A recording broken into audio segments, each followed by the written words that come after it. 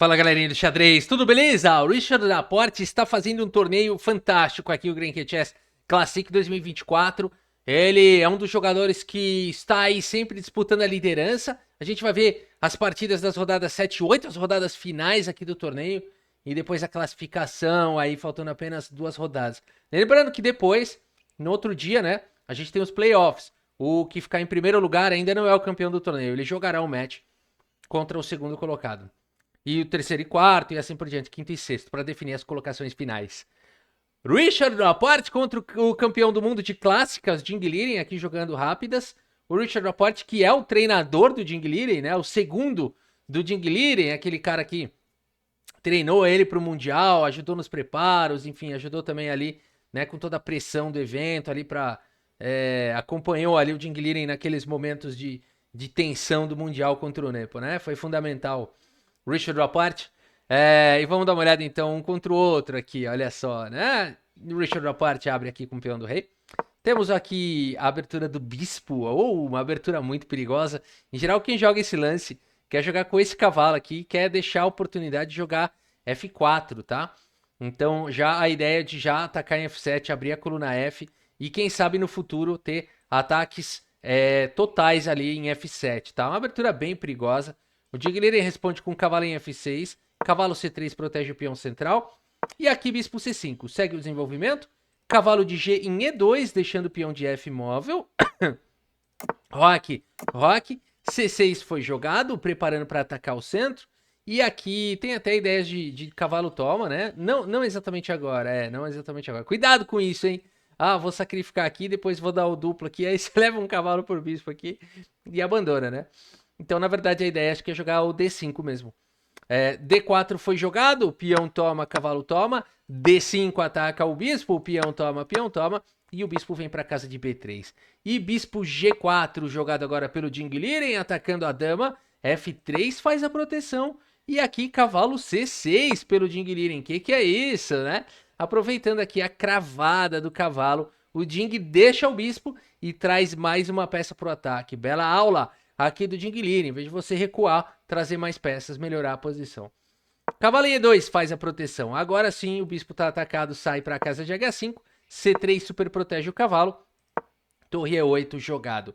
Bispo vem para G5, crava o cavalo. Bispo G6, a gente percebe a posição ardida, né? A posição já cheia de complicações táticas.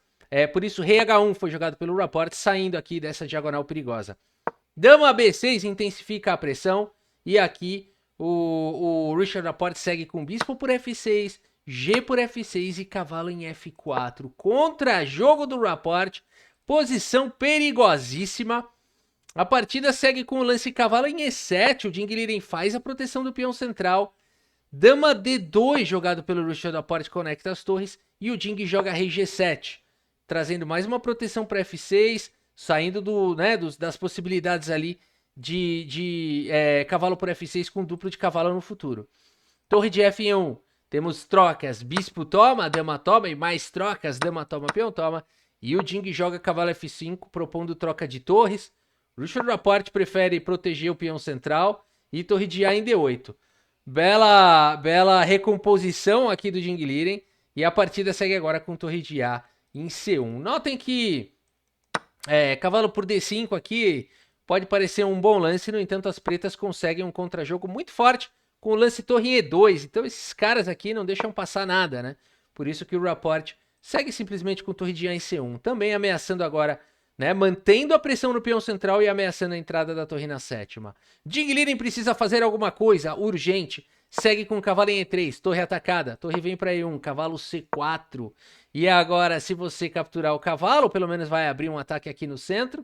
Por isso, torre por E8, seguiu, torre por E8, e aqui H4, né? Não é hora de querer ganhar um peão e levar checkmate. Por isso, nesse momento, Richard Laporte joga o lance H4, que além de dar a casa de H2 para o rei, também traz uma possibilidade de H5, H6 no futuro. B5 foi jogado pelo Jing, agora sim protegendo aqui em C4. Richard Laporte segue capturando aqui em D5 de qualquer maneira. Jing Liren não fica por baixo, captura o peão de B2, torre na sétima. Opa, pressão aqui velada na casa de F7. E o cavalo pode vir para F4 e eliminar o defensor de F7. Uma configuração poderosa do Richard Laporte aqui contra o Jing Liren. Mas o Jing Liren vai para o contra-jogo, segue com A5, o cavalo chega em F4, A4. E aqui bispo D5, colocando o bispo em segurança. Cavalo vem para D3, o Jing Liren quer atacar agora aqui o defensor e também abre espaço para esses peões avançarem. Temos cavalo toma, eliminando o defensor de F7. Peão toma, torre por F7, foi jogado com cheque, rei H6 e torre por F6. A gente fizer uma pequena contagem, o Richard Laporte tem 2 peões a mais. É verdade, em questão material, ele está melhor. No entanto, o Jing Liren, olha a reação do Jing, meus amigos. Torre D8 ataca tudo aqui na coluna. Bispo C6 vem para cima desses peões. Jing segue com rei G7, exclama, atacando a torre primeiro. Aqui nós temos o lance torre em E6 e agora a torre por D4, atacando o peão de H, tá caindo em B5. Bispo por B5, torre por H4 com cheque rei G1 e torre D4. E com isso o Jing tem apenas um peão a menos, a posição é ardida, ainda um pouco melhor para o Richard Laporte, segue com o lance A3. Temos agora o lance G5 aqui pelo Jing. Torre em E3 foi jogado, cavalo atacado várias vezes, cavalo vem para casa de F4. E aqui torre em E4 propõe trocas. Torre D1 dá cheque, o bispo cobre aqui em F1. E nessa posição é muito difícil você encontrar já os melhores lances. O Jing Liren já tá ficando pior no relógio. Tem um lance muito bom aqui na posição que seria o lance torre A1. Ainda assim a continuação não é simples, né? Você entregar o peão de A4. Mas a ideia seria seguir com essa ameaça de cavalo E3 e não há defesa a não ser torre E4, que deixaria a defesa do peão de A3. E aqui a gente tem um final onde a maioria de 2 contra 1 das brancas dificilmente vai conseguir converter numa vitória, tá? Ainda teria muita luta, claro, as pretas teriam que lutar pelo empate, mas com boas chances de empate. No entanto, o Jing Liren nesse momento não vai para esse lance torre A1, joga com cavalo D5 diretamente, dando tempo de jogar agora rei F2. E o bispo agora, né, esse lance controla a casa de E3 de uma vez por todas, e o bispo tá preparado para sair daí, e o peão de A4 tá atacado. Torre D2 dá cheque. Rei G3, torre D1, não dando tempo de capturar o peão. No entanto, o bispo C4 ataca o cavalo. Cavalo vem para F4 e aqui rei G4 ataca o peão de G5. Cavalo por G2, rei por G5, torre A1 ataca o peão, torre E8 exclama 1000. E nesse momento, meus amigos, a barrinha não entende mais a posição. A barrinha fica completamente maluca. A gente viu que ela estava lá em cima, agora ela caiu para 0, agora ela sobe de novo. E é o que vai acontecer daqui para frente nessa partida. O Stockfish já não entende mais. É muito difícil, é um paradoxo no xadrez que quanto menos peças tem no tabuleiro, muitas vezes mais complexo e incompreensível fica, né? Então é muito difícil entender se essa posição é vantajosa para as brancas ou não.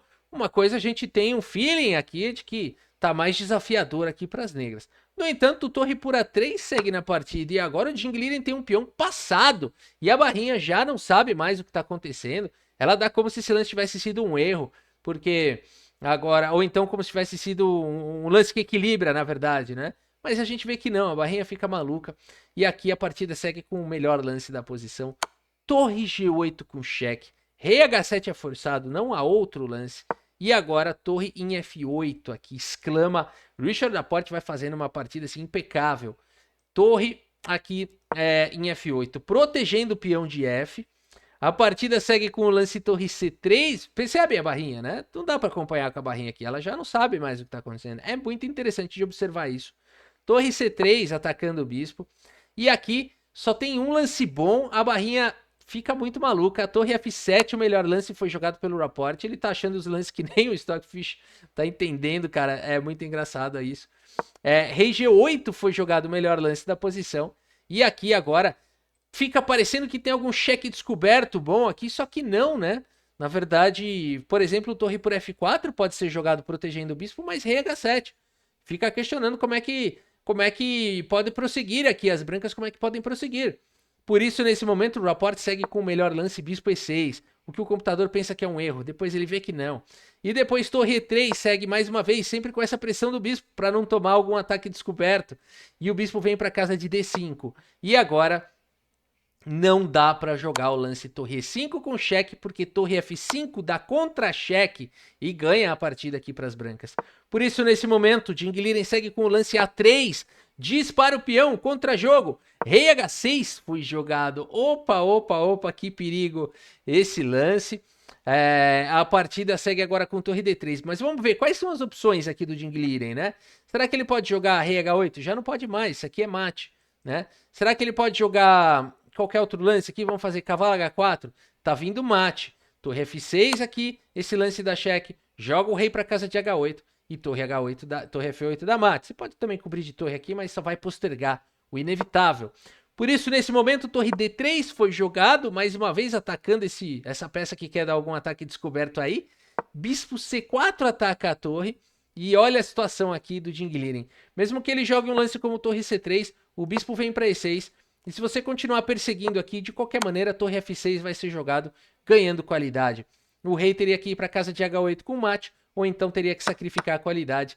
E o peão tá longe demais para poder avançar. O ponto todo é esse, né?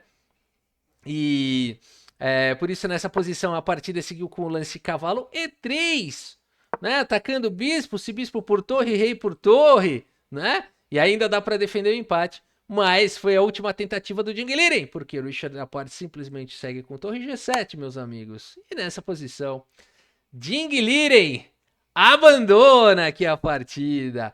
Abandonou porque não dá mais, né? Aqui esse lance salva a torre com o tempo e vai capturar a torre na sequência. E esse peão não consegue promover, a torre consegue controlar fácil, né? Notem aqui uma linha interessante nessa posição que a gente falou ali com... aqui voltando um pouquinho, qual foi o lance que a gente comentou aqui? Aqui, se torre C3, né? Foi essa. Isso, se torre C3, notem que tem uma linha interessante aqui, né? Tem que sacrificar a qualidade. Se você tentar disparar o peão, a torre protege. E pode parecer que esse final vai para um final empatado de torre e torre rei contra rei e cavalo, mas tem uma sutileza aqui, torre G2 com cheque. E se o rei vier para a coluna F, cai o cavalo, né? Então o cavalo está muito longe do rei. E se você jogar rei H8, tanto faz, porque torre F2 vai ser jogado de qualquer maneira, o cavalo não consegue sair com cheque e tem mate na sequência, né? Então, muito bonita realmente essa finalização do Richard Laporte, muito especial, muito profunda, né? E todas as variantes aí o Richard Laporte conseguiria aqui a vitória. Bela partida do Richard Laporte contra o Jing Liren, tá jogando demais. E aqui a gente tem uma partida dele também contra o Keimer na 8ª rodada, o prodígio alemão. E a gente tem aqui mais uma abertura de mais uma Benoni aqui jogada aqui pelo Richard Laporte de negras. Vamos ver mais uma Benoni, né? Não é possível. Com F4 aqui do alemão. E eles já jogaram isso nesse torneio, né? A Benoni várias vezes aqui está sendo testada. A Benoni do Richard Laporte. Podia fazer um curso, a Benoni do Laporte. Olha aí, igual a Petroff do Nepo, tendo o curso do André Diamante, né? Do GM Diamante. Podia fazer aqui a Benoni do Laporte. E colocar também, por que não, Mikhail Tal e outros grandes jogadores de Benoni. Até mesmo Bob Fischer, né? Aqui F5 foi jogado pelo Keimer, indo pro ataque. O Richard Laporte simplesmente coloca aqui o rei em segurança. A gente vê uma posição bem ardida, uma segurança do rei já do Laporte comprometida, né? E aqui o Keimer indo para cima, gambitando o peão, uma loucura. Aqui a luta, né? C4, esse lance aí dá bastante espaço aqui para as negras. Peão toma foi jogado, temos a troca das torres. Cai o peão de F5, cai o peão de D6. Uau! Que é isso? Esse lance abre um ataque descoberto aqui para cima do bispo do Laporte. Dama toma, torre toma, recupera a peça. Torre em E8 foi jogado G3. E aqui a dama vem para D7. Torre atacada, volta para defender. F5 jogado pelo Laporte, abrindo a atividade do bispo. D6 pelo prodígio alemão, dando a casa de D5 para mais peças. No entanto, B5 aqui pelo Laporte, aproveitando essa maioria de 3 contra 2, disparando. Peão toma, cavalo vem para E2, torre E6, ataca o peão. Bela posição do Laporte aqui. Cai o peão de F5, e aqui nessa posição, olha a ideia aqui do Laporte. E o Laporte vai para esse lance que exclama, né? Que parece simples, só que não, porque tem dama cheque chegando, avanço de peão. Vamos ver como segue aqui a partida, né? Bonito aqui, torre por cavalo, capturando uma peça, atacando a dama, atacando o cavalo e atacando a torre. Por isso, dama toma, e agora Richard Laporte tem uma peça a mais, mas é temporário por conta de dama cheque. seguido do avanço do peão, o cavalo vem para defender, mas o cavalo se despede da partida. Agora é o seguinte, 3 peões para cada lado, né? A gente pensa aqui que há um equilíbrio, o Keimer tá se defendendo como pode, Richard Rapport segue trazendo aqui essa maioria de 2 contra 1 que pode decidir de repente a partida. Essa maioria é a maioria do rei, é complicado de sair avançando ela por conta da segurança do rei. E aqui é uma maioria distante do rei, né? Então é muito perigoso isso. Dama D1 foi jogado e aqui esse lance é um erro fatal. Olha a finalização aqui do Rapport. Aqui é dramático, o Keimer com pouco tempo no relógio faz esse erro, né? Aqui o único lance da posição seria a rei G2, dando suporte aqui para o cavalo. A dama sempre pode tentar voltar para defender, mas sinceramente, assim, entre seres humanos já é quase impossível de defender essa posição de brancas, né? Entre computadores, eles jogariam aqui, talvez até dando empate, mas o ser humano, não, em geral, não consegue. Aqui dama D1 foi jogado. E agora olha a finalização do Rapport. Bispo cheque, rei G2, dama cheque, rei H3, dama em F1 com cheque, rei G4, e olha que bonita a finalização agora do Rapport. H5, meus amigos. E nessa posição, Vincent Keimer, o prodígio alemão, abandona aqui a partida. E abandonou porque não dá mais. Aqui tá levando mate, né? Tem mate em 2 aqui. Se rei por H5, dama em F5, aqui dando cheque. Se rei H4, bispo E7 é mate. E se rei H6, bispo E3 é mate. De um jeito ou de outro, o bispo vai chegar aqui pra como é que é o desenho? É, mais ou menos isso, né? Se o rei sobe aqui, o bispo desce. Se o rei desce, o bispo sobe. E vai dar mate, né? Então é a finalização do keyball. Como é que chama? Do Hadouken aqui, né? Da bola de ki. Meus amigos, bela vitória de Richard Rapport para cima de Keimer. E com isso, o Richard Rapport é líder? Parece que sim, né? Só que não. O Magnus Carlsen ainda tá na liderança. Não é possível. Esse cara nasceu para ganhar torneio, né? O Richard Rapport brilhando, 2 vitórias seguidas, não sei o que, tal. Fala, ele é líder. Não, ele ainda tá meio ponto atrás aqui do Magnus Carlsen. E a gente sempre acha que o Carlsen tá mal, né? Ele começou perdendo lá do Rapport, empatou 3 partidas. Você fala, esse torneio já era por causa. Não, ele é líder. Né? É capaz que ele ganhe ainda esse torneio. Esse Carlsen é uma figura. Mas é isso, meus amigos. A gente segue acompanhando. Ó, o Jing Liren tá fazendo um torneio razoável aqui. Maxime Vachier-Lagrave, né? Mas eu acho que a disputa realmente aqui vai ficar entre Carlsen e Rapport. Talvez a gente tenha o playoff entre eles, né? Aí nas etapas finais. Mas enfim, ainda tem 2 partidas para definir isso. A gente segue acompanhando o Grand Chess 2024. Espero que vocês tenham gostado aqui das partidas e do vídeo. Muito obrigado pela sua audiência. Um grande abraço para todos vocês e até a próxima. Valeu!